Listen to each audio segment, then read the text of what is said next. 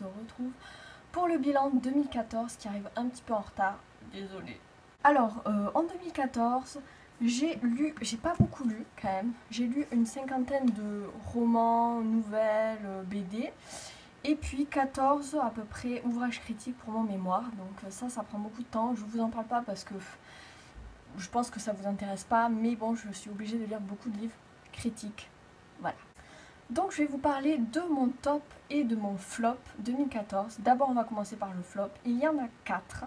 Alors le premier, je vous en avais parlé très récemment dans mon bilan, dans mon club lecture du mois de décembre. Il s'agit de l'Énéide de Virgile.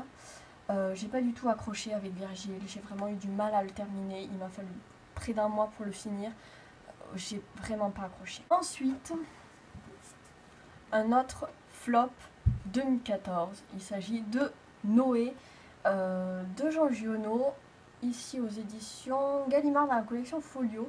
Jean Giono, c'est pas passé, j'ai rien compris du tout. De toute façon, moi, les romans, enfin les romanciers du, on va dire, après-guerre, après Seconde Guerre mondiale, comme Grac, pareil, j'ai vraiment du mal.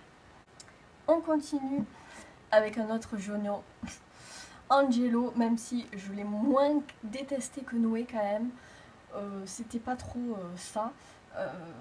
C'est un peu une réécriture, enfin, disons qu'il y a une intertextualité avec la Chartreuse de Parme de Stendhal, mais j'ai préféré la Chartreuse de Parme, même si Stendhal c'est pas trop mon kiff. Voilà, Angelo, non. Et dernière déception de 2014, je vous en avais parlé également dans mon club lecture du mois de décembre, il s'agit de Témoins indésirables d'Agatha Christie, que je n'ai pas du tout aimé. C'est le premier Agatha Christie qui me déçoit, pourtant j'adore Agatha Christie, mais là ça passait pas, vraiment.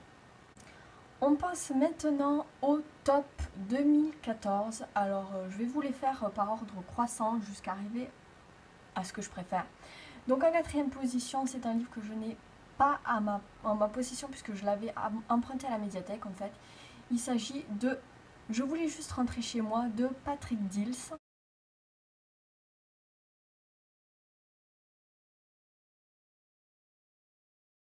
Alors j'avais adoré ce témoignage. Patrick Dills a été accusé à tort d'avoir tué 2 petits garçons. Il a passé 10 années de sa vie en prison alors qu'il était innocent. Et il raconte dans ce témoignage tout ce qui lui est arrivé. Et tout ça avec des mots très très simples mais qui sont quand même assez douloureux. C'est vrai que c'est un livre qui m'a beaucoup touchée, mais il faut avoir quand même le cœur assez accroché pour pouvoir le lire. Mais vraiment je vous le conseille. En troisième position, je mettrai Misery de Stephen King. Alors c'est le premier Stephen King que je lis et j'ai adoré l'écriture, le style, l'histoire. Pour en savoir plus, je vous invite à voir ma vidéo du mois de novembre où j'en parlais plus longuement. En deuxième position, j'ai choisi de mettre Les Contes cruels et fantastiques de Guy de Maupassant, que je n'ai malheureusement plus en ma possession puisque je l'avais emprunté à la médiathèque.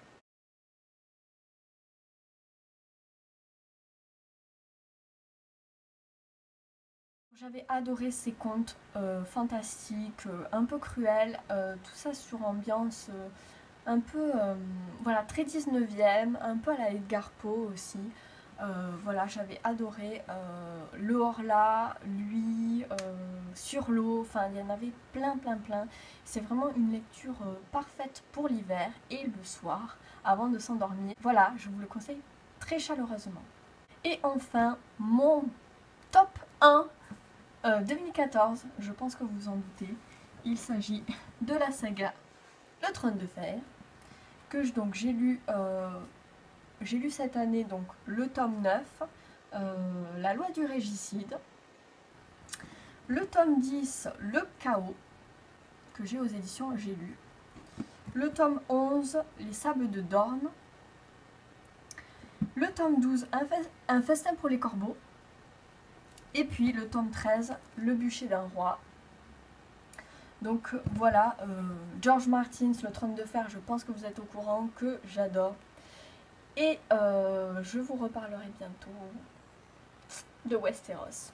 Voilà, c'est tout pour mon bilan 2014. Je sais, c'était pas trop la folie, hein, mais j'ai pas beaucoup lu. Je vais essayer de me rattraper en 2015 en essayant d'en lire davantage. Voilà, donc j'espère que vous avez passé de bonnes lectures en 2014 et on verra bien en 2015 qu'est-ce qui nous attendra. Salut!